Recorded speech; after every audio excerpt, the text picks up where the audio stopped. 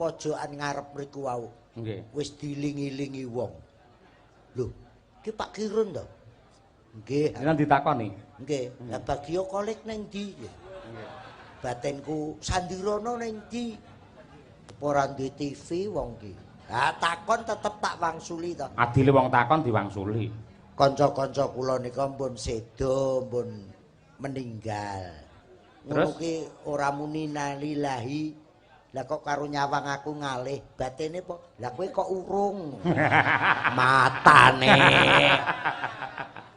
Lah nggih, nggih. Dagelan karek aku iki kok. Nggih. Dagelan profesional ugi ngasta nun sewu napa Bu Kesi nika? Guru utawi dosen empu paripurna wonten isi Surakarta dan juga menjadi penasihat Pepadi Pusat. Itulah Abah Kirun. Mulane aku nek petuk dalang iku kudu tak nasihati. Niku ra almarhum Mas Kondang, Mas Haji Kondang. Nggih. Aku ketua umum Pepadi sampean kudu Pepadi Pusat penasihat lho. Bah, nggih aku. Kersa jenengan. Lho gelem no, wong diperintah Mas Kondang. Nggih. Apa pengen ra ditanggap po? Iya. Ukurane kaya kuwi. Perintah apa Mas Kondang budal. Lah bareng tak gagas-gagas. Nggih. Arep ngasih nasihat sikit, wong mayange ya laris. Arep nasihati Kangko ya laris, Mas Yoyo ya laris, dalang-dalang laris kabeh. Terus nasihatku ki apa? Lah kok enek dalang sitok sing angel tak nasihati. Sinten menika? Sapa nen ora klentreng. Wangel tuturane kae. Nggih, nggih, nggih. Dinasihati angel era. Nggih. Niki lho putra panjenengan Mas Senoaji karo Mbak Ayu menika anggenipun sampun minggah wonten gapuraning ngawurip netepi bebrayan agung menika tetep nyuwun wujudipun sembur donga saking pinisepuh mliginipun panjenengan Mbah. Ingkang wigati. Nggih. Manten dalu punika berbobot. Tegese? Lah gedine sakmono kuwi Iwan barang kuwi. Gedhi-gedhi iki. Nggih, nggih. Ora berbobot lho. Iwan ki gedhi. Untuk bojo ya cilik ngono. Lah ki Aji kok bojone ya cilik nih. Aku mbayangne kuwi polahe terus piye aku. Ngono. Mboten salah dibayangke nyatane sing nglakoni ya oke-oke saja kok jenengan. Manten sakniki napa iso dinasihati. Nggih. Wong nek manten biyen niku ora lugu-lugu bocah perawan desa. Nggih. Kaya Bu Haja Istiqomah karo Mas Kondang ngono kuwi biyen manten kuno. Manten sakniki sarjana kabeh kok. Wong sarjana kabeh wis ngerti karepe urip. Ora enek tuturane ya wis kono karepku kono. Pancene dalu niki luar biasa. Dek dalu kula nggih nunggoni ten Gedhong. Nggih, nalika resepsi nggih. Lah nggih. Ten Bandung kula mboten saged sowan Pak Haji Sukiman. Nggih saged kula pas download wedding niki kula ndugi mriki. Mboyong temanten ngunduh manten, Mbah. Lah ya download wedding. Download ki ngunduh, wedding ki manten. Dadi ngunduh manten ki bahasa gaule download wedding. Sinau ta. Bolak-balik dagelamu jo klitik kae. Lah iki modern iki download wedding kok ya. Nggih. Ingkang wigati. Nggih. Wong tuwa kaya Pak Haji Sukiman. Nggih. Kados Bu Hajah Kondang Istiqomah ngoten iki. Wong tuwa kerja ki nggo apa? Nyambut gawe monggo nyenengne anak. Ten Gedhong kaya ngoten, ten bakso to kuwi. Oh sik temang mejang sik kok urung-urung ngurusi panganan gumun aku. Aku nek roh bakso rumangsaku kaya kowe ya yogane terus telap. Hati-hati nek mencelat. Nggih to? Terus prihatine wong tuwa iki kanggo anak. Lho anak-anake padha mudenga. Almarhum Pak Haji Kondang, Bu Istiqomah, leh mantu kaya ngene dek bengi. Mergo nek ora bodho mensyukuri sok-sok salah tampa. Tegese pripun? Ha niki rak Bu Kondang wong kecukupan. Leres. Pak Haji Sukiman kecukupan. Turah. Ngen kula niku enek wong mantu jane ya ora anu tapi digedhek-gedhekne. Nah, kotake kosong. Buane ra nutupi. Lah kok mantene lanang diceluk kalih maratuwane. Nggih. Le, sok sing ngarepi kowe lho. Ngarepi kowe dikira diwarisi omah. Jebule kon nyewa terop kon bayari kabeh. Karepe iki ngarepi kowe. Lah iki ayu ya ngono yu. Haji ngono nek kowe ning dalem Bandung ya menyesuaikan karo ning Bandung kono. Iki maune ya mung latar biasa ngono ae. Nggih. Iya ta? Nggih. Bareng ana manten wayang lho dipasang terop. Iki ya mbung ngurmati awakmu tok kuwi. Ning ya sewengi iki tok. Sak wulan dipasangene mbokmu tele-tele no. Bu Kondang. Ya ora wong ya kagungane dhewe kok ya. Lho lah nyewa lapangane? Oh iya, Dik. Iki lapangan RB ya, Mbah. Iya ngono. Kaya ning gedhong dek bengi ya ngono. Nggih.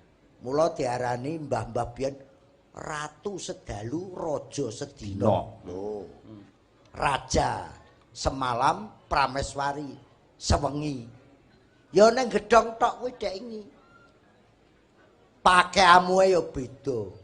Tamu paling jas, batikan.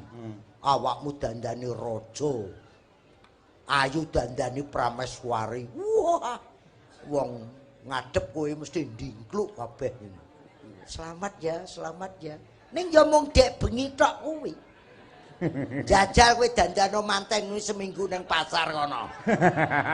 Bu Kondang ra wis dipaido lah ya anake Pak Kondang saiki kok edan. Ya ta, makane Raja Sedina Ratu Sedalu. Empan papan nggih, Mila. Empan papan. Nggih. Ayu ya ngono, Nduk.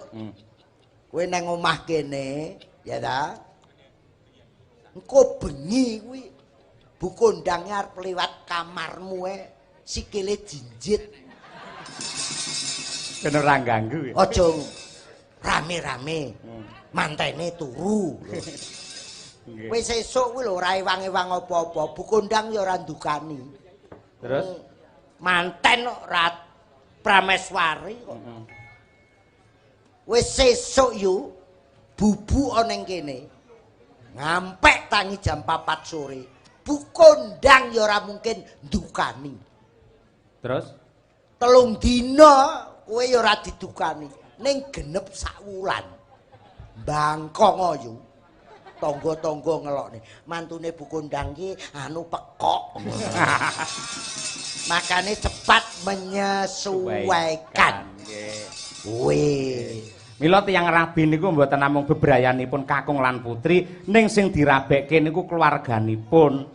Saya melih kados Bapak Dr. Sukiman menika kalih keluarga Ibu Hajah Istiqomah Pak Kondang Sutrisno Suwargi menika sampun sae, sampun raket supeket anggenipun pasederekan mila nggih dadosipun sedaya sarwi sae, Pak. Malam benjang tanggal 17 menika dipun boyong dhateng Sragen. Nah, mriku nggih wayangan melih. Lah wong Pak Sukiman dhewe ya iso ngasta. Oh, nggih. Ya iso ndalang.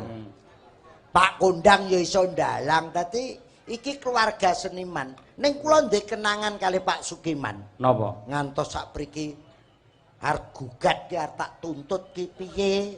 Napa perkarane? Ha mayang ning gone Mas Mantep. Nggih. Mangke dalu dagelanipun kirun. Nggih. Lah sing teko Kamerun asem. Aku ngampek matur Pak Sukiman, kirun sing asli niki lho aku. Kene 15 Kamerun 7,5 ya. Kerong yuta setengah nyang.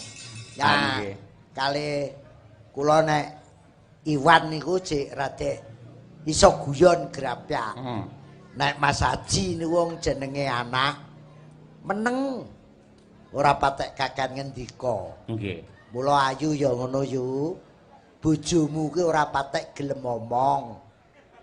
Wong wedok ki sing tanggap sasmita. Nah, kuwi. Kuwi Upamane Mas Iwan ki nyandak sendok karo piring, Mas Haji nyandak sendok karo piring, Ayu yo ndang nyiapne daharan, berarti Mas Iwan, Mas Haji arep dahar. Nggih. Mas Haji nyandak siduk sabun, anduk. Ayu yo ndang nyiapne ubur rampe dinggo siram Mas Haji, berarti Mas Haji arep siram. Tanggap Sasmita. Tanggap Sasmita. Nek Mas Haji ki wis cucul katok sarungan tok. Mlebu kamar, terus kuwi Ayu ndang nyiapne remason mergo arep kerokan. Gak enek. Kaya manten tuweke kerokan. Oke. Kula niki nek manten anyar ngeten iki ya. Nggih. Juwengkel karo Satpol PP.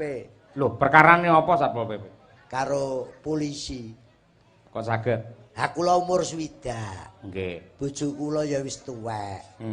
Lah kok Dek Juni tahun ngarep nika. Ulang tahun 15 tahun perkawinan. Lah kok mbisiki kula. Mbah, nek nyeluk Mbah Kung, apa? Ulang tahun lho sesuk perkawinan. Nek apa to wis tuwek? Mbok Ayu to nostalgia. Kadhe romantis iki.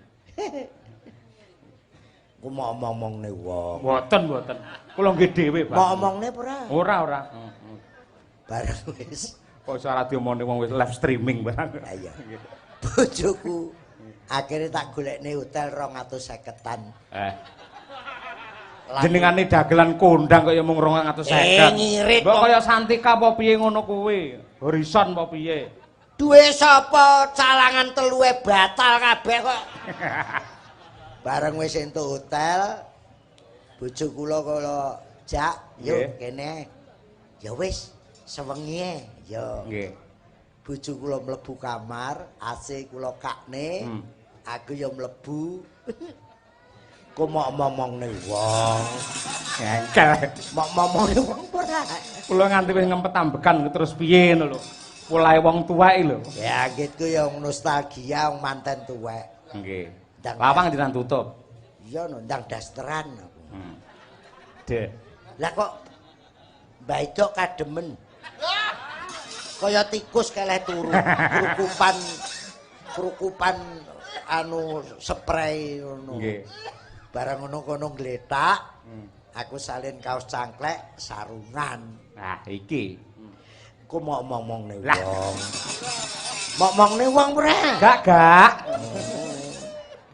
Mbah Edok gletak, aku neng kamar mandi, njaba lawang didodok. Duk. Ayo keluar. Maksiat ini. Selingkuh. Satpol PP alah cahe jane cilik mentolo ngwetak aku. Karo polisi iki mblorot no kathoke. Keluar. Oh, duk. Lah tak buka. Enten napa to, Mas? Selingkuh. Gawa cewek. Walah Mas, iki bojoku ya Mas. Mana surat nikah? Picek ora? Turu karo bojone kon gawa surat nikah iki. Ngeyel. Terus piye kuwi? Ayo. Kantor pos. Ke pos. Kuwi arepe kirim surat Di opo piye? kantorku lho. Neng pos. Neng pos. Ayo, pos. Aku gregeten. Lah wong karo bojone wonge ya wis tuwek lho bojoku. Rupane ra memper kok arep ning pos. Akhire Mbah Edok turu tak buka sarunge. Anu jarike ngene. Mas, iki lho badhok kenek doyanan. Wong rupane wis kaya ngene kok ning pos. Ngisinya gagelaken aku. Terus polisine lah kok ngalih karo ya wis ngono.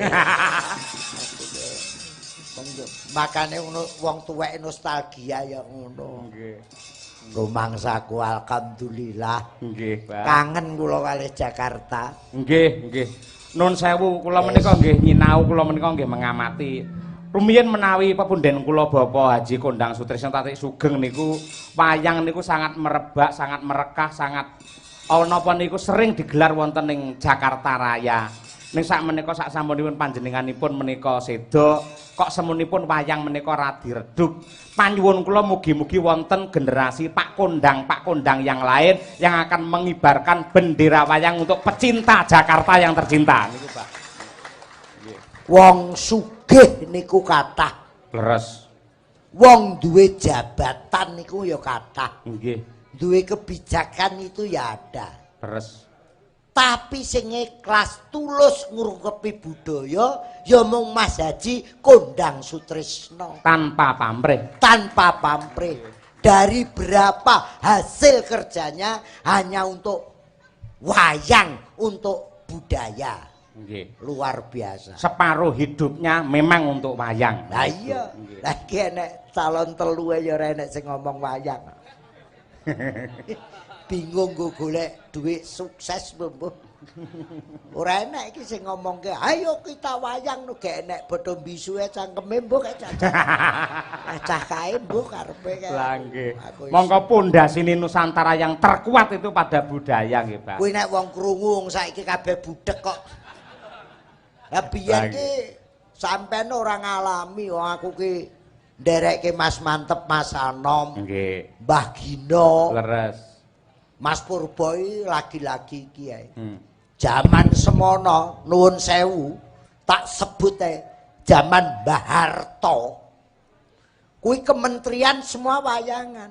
Pak Kusmas Batu Bara, Pak Biji Sumarlin, Pak Emil Salim, Pak Ginanjar Kartasasmita, Bu Nani Sudarsono, Bu Susalikin Murpratomo, Pak Surono, Pak Susilo Sudarman, terus sampai Pak Harmoko, sampai sing Mbau Rekso Taman Mini, Bopo Haji Sampurno. Semua kementerian wayangan. Lah saiki Kementerian Pendidikan Kebudayaan kuwi ya budhek kok. Wah enek wayang ora enek. Mbok menawi dereng, Mbah. Dereng apa? 10 tahun bosok kok dereng. Urung sing Kementerian Menpora, zaman Pak Akbar Tanjung. Nggih. Biyen tenan. Nggih. Dagelan iki bendina nang Jakarta. Nggih. Saiki bosok renek wong nanggap aja. Ya ben promotor wontenipun festival dalang anak utawi dalang bocah nasional adalah almarhum Ki Kondang Sutrisno.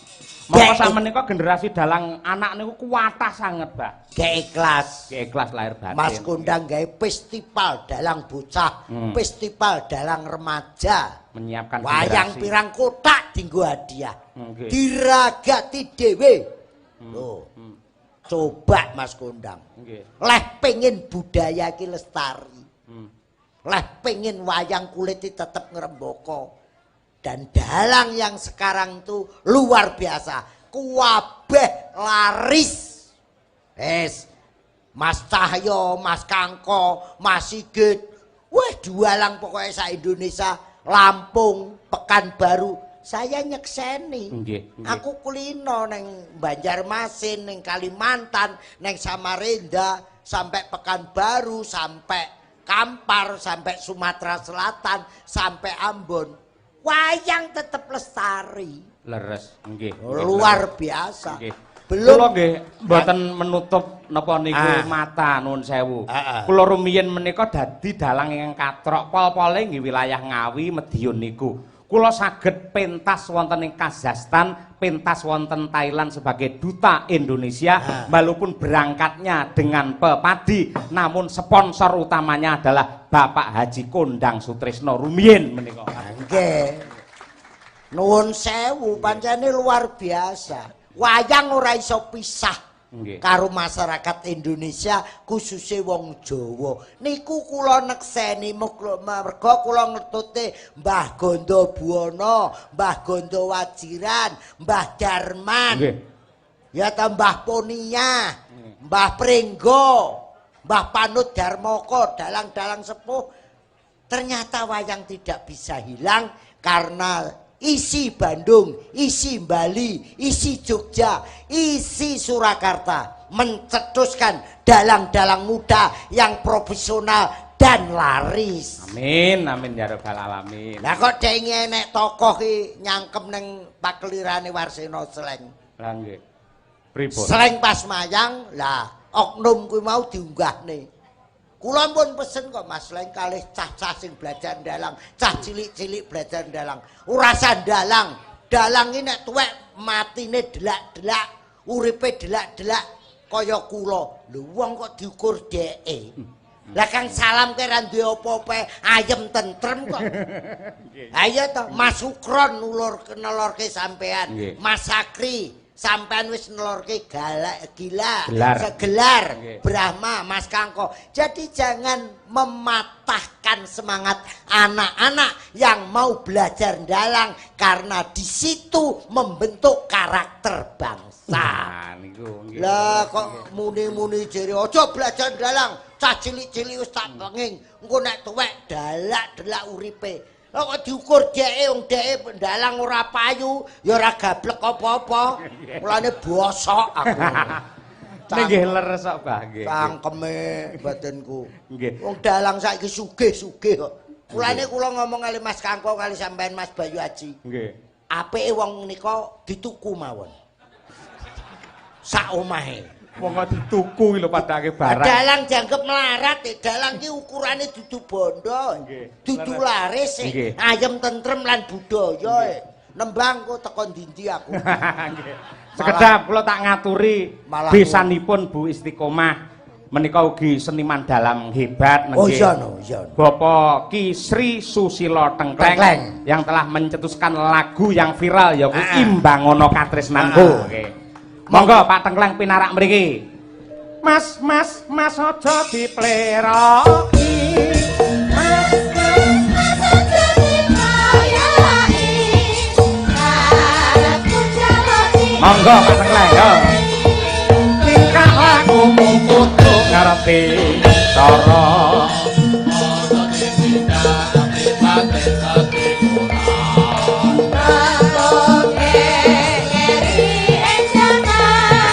Yo sing eling matur nuwun Pak Koko Koko toyo ajene bener kandamu Sugeng dalu Kanjeng Rama Sri Susilo nggih Sugeng dalu Mas Yoyo nggih sehat nggih sehat rawuh wiwit kala napa ora penak napa pun kon dewi aku nek wong sehat nggih ha tinggal git loro apa piye? Teko kene iki ya sehat. Lah umume ngabarke nah, aku ngabarke loro. Jawabane sehat.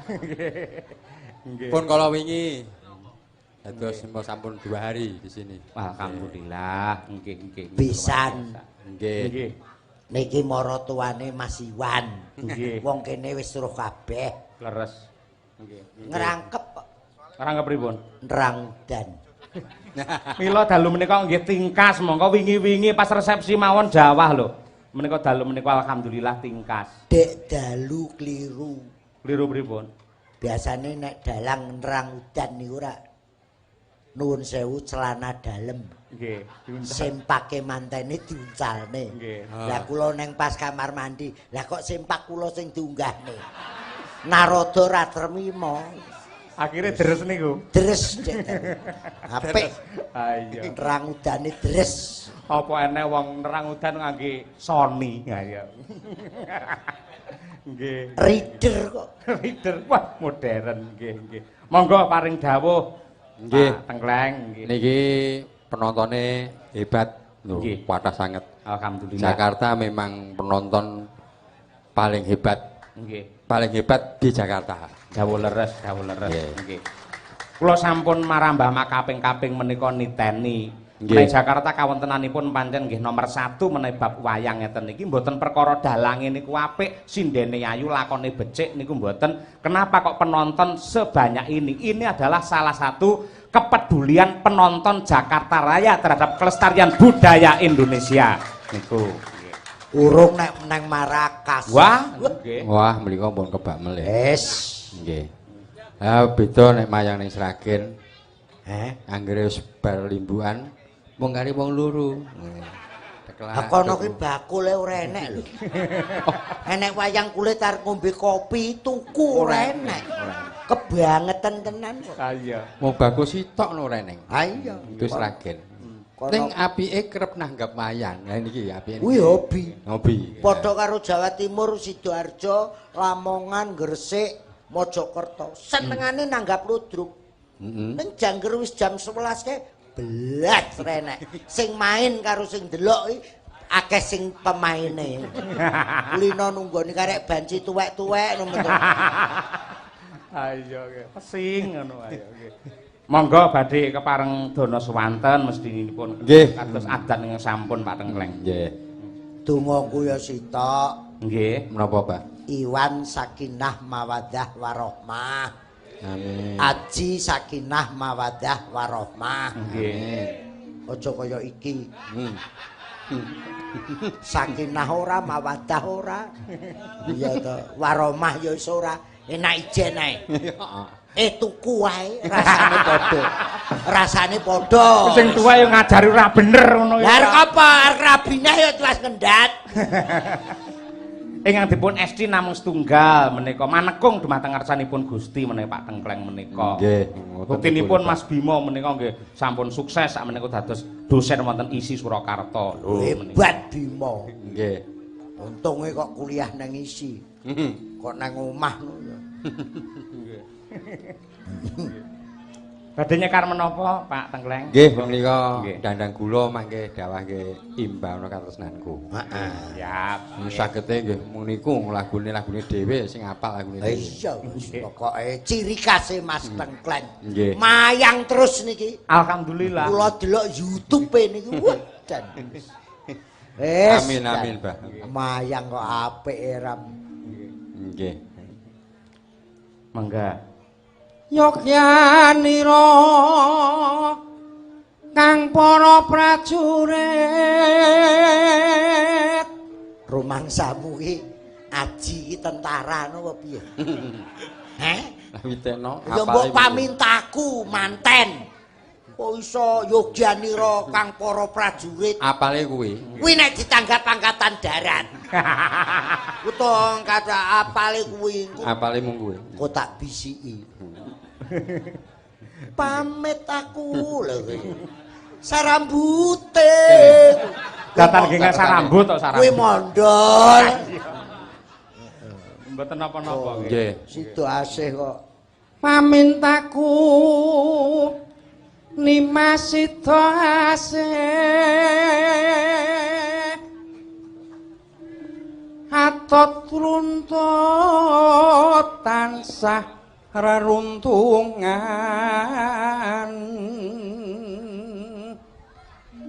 ing sarina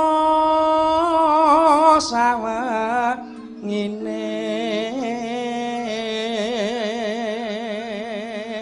Pak Tengkleng nembang dandang Putut. kula. Putut Nggih. diki jere mati. sinten Putut Sragen diki. piye Mati. urip Urung. Urung. Ya wis aku takut. Kuwi takon apa to iki jan gumun aku. Mari kaget. lah malah wonge nonton malah Oh, ya ngono wis. Ben miso. Aku nek dipisui sake awakku lemu ngono tenan. Ah nggih wong dalu niki mesti live TikTok kok. Hai guys. Ngekek kae. Cangkeme saiki miring sisih lho. Ah ya mongko live TikTok ki ra iso ngerokok. Dadi anggere rokok munyer sik ngono kae. Ah iya. Bawahe wingi wayangan. Nggih. Muda Wibowo. ya betul Undangi aku. terus Hajatmu apa to, apa? Mapak sewune pake. Pak mantep nggih. Lah kok DR mapak pake to?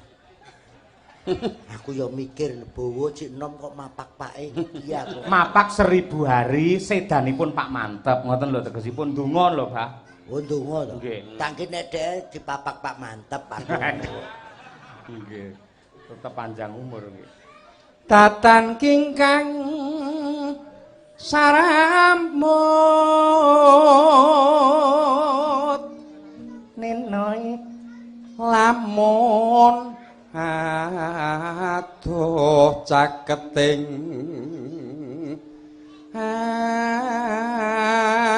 ati MC-ne Mas Ragil. Nggih, Mas Radio. Wah, teteh. jan sastrane jangkep. Bareng MC manten nggonku. Pripun? Aku iso jagong itu ngalih aku. Manten putri sampun paripurna anggenipun mulas wadonan.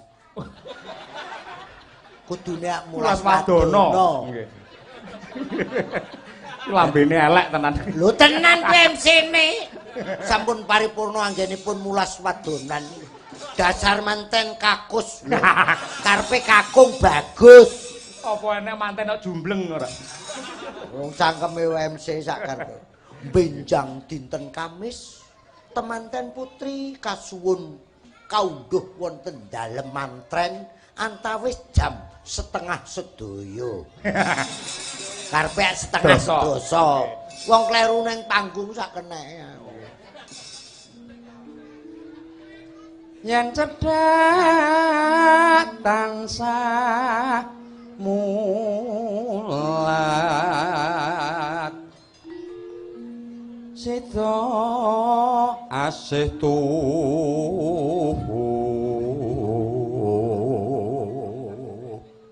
Tembang menika ugi kula aturaken dumateng pepundhen kula Bapak Purnawirawan Bapak Dodi Wijanarka menika ugi kepareng mirsani lumantar streaming ngaturaken salam hormat dumateng Ibu Hajah Istiqomah mugi berkah. Ya, matur nuwun.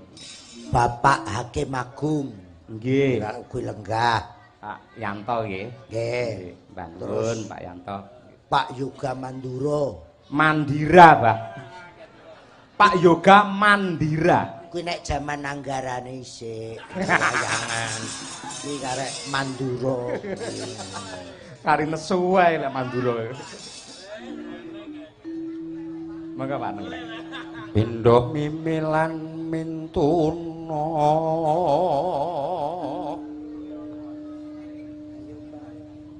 ayo bareng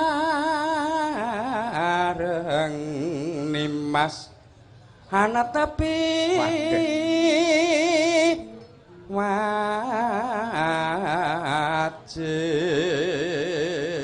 iki Pak mantep nggih leres Pak mantep nggih ana tepi wajib benere ngono ngono ya iso aku wirasuwarane kok waduh ayo tiwas bakironi para besang urung Sito hasih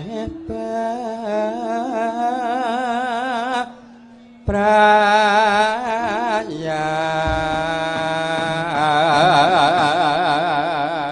nyuwun tepuk tangan kagem Pak Sri Susilo Tengkleng para kadang ya dan lumantar tembang dadi donga temrapipun mempelai kekalih mugi-mugi dados kasuwargan wonten ing alam padang ya nah iki saben dina mung ngalamun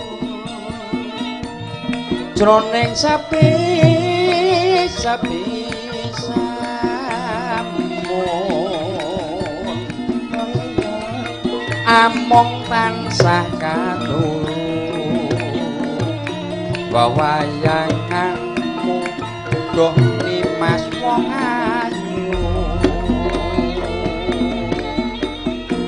lalitan bisa lali saya anggrek rujet hati lalewamu wong